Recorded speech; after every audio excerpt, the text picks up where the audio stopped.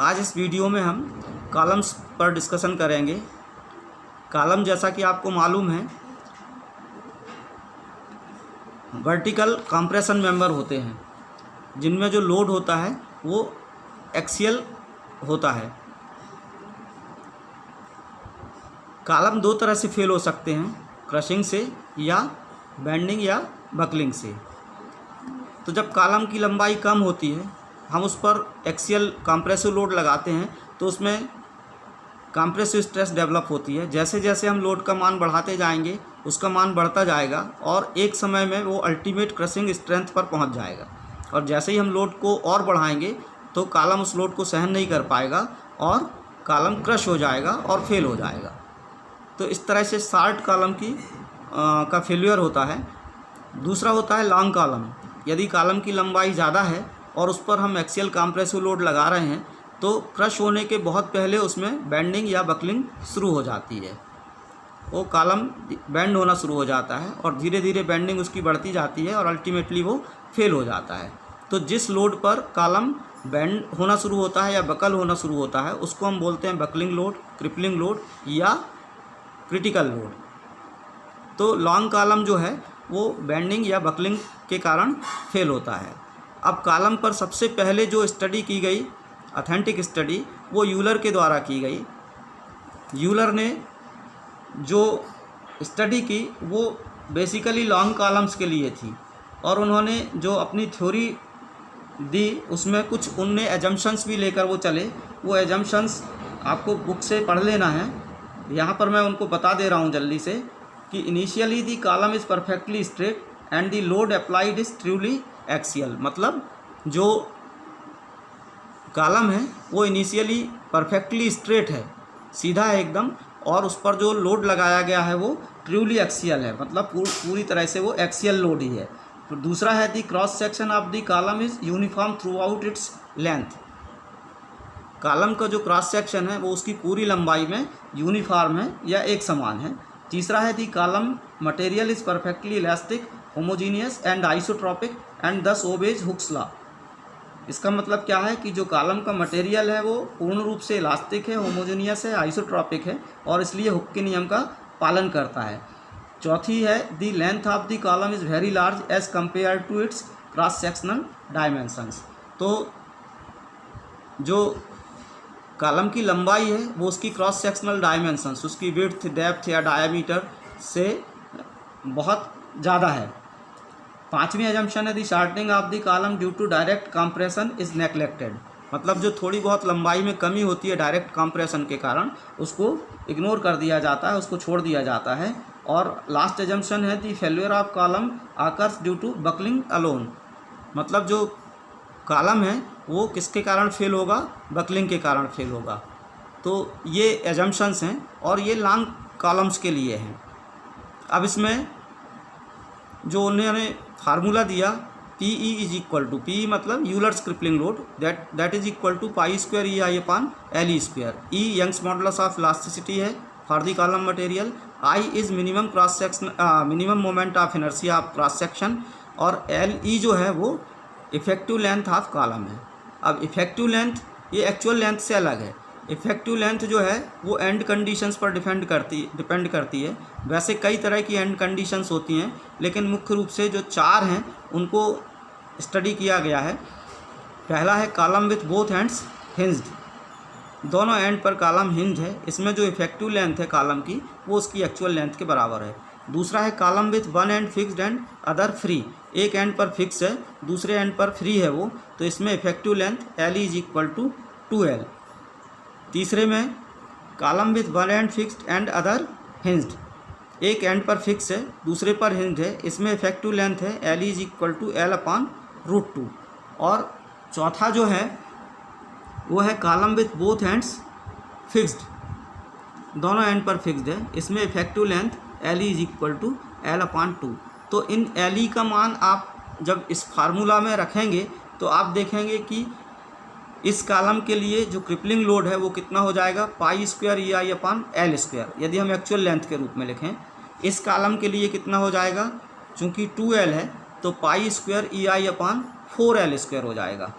मतलब इसका जो लोड है, इसमें जो क्रिपलिंग लोड ले सकता है जो कॉलम है ना, वो कितना हो जाएगा, पहले वाले के मुकाबले में 1/4 होगा वो।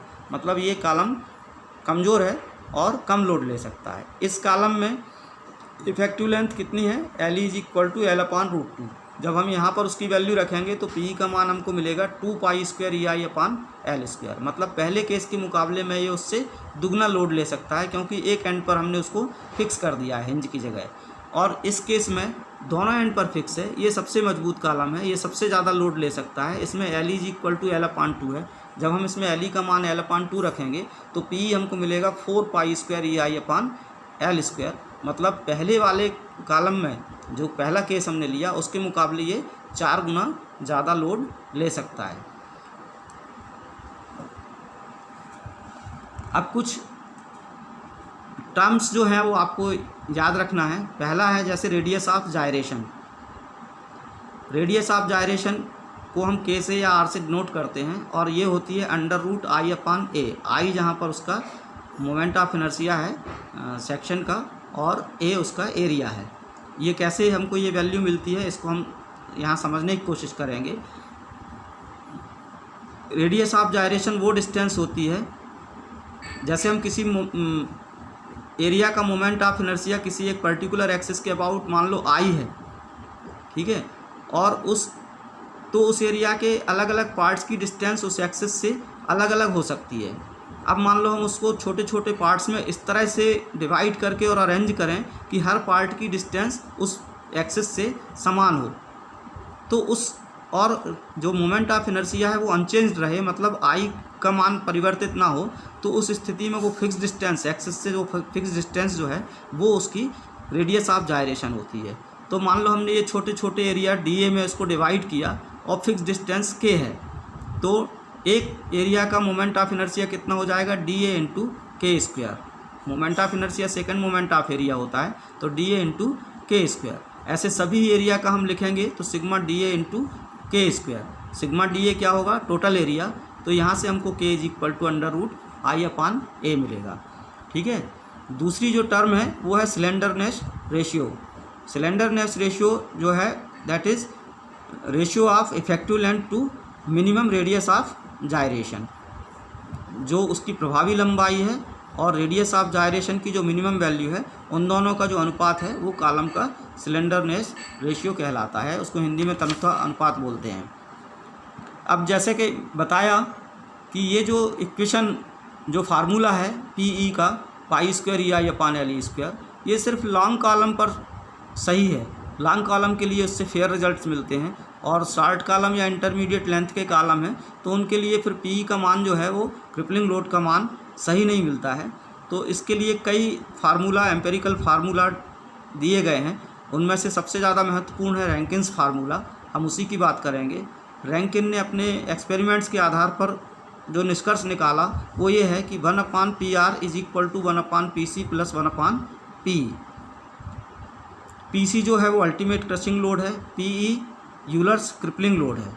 अब इसको आप समझिए कि मान लो कॉलम यदि शार्ट है तो शार्ट कॉलम बकल होने के, बेंड होने के बहुत पहले क्रश हो जाएगा। इसका मतलब क्या है कि उसके लिए बकलिंग लोड का मान बहुत ज़्यादा है क्रशिंग लोड के मुकाबले में, तो PE का मान बहुत ज़्यादा हो गया। 1/PE जो है बहुत छोटा हो जाएगा इसके मुकाबले में, तो हम इसको इग्नोर कर सकते हैं। 1/PR = कितना हो जाएगा, 1/PC, या PR = PC। शार्ट कॉलम हमको मालूम है क्रशिंग में फेल होगा, तो अल्टीमेट क्रशिंग स्ट्रेंथ पर जैसे ही पहुँचेगा तो वो फेल हो जाएगा, तो यहाँ पर ये सही रिजल्ट मिलेगा।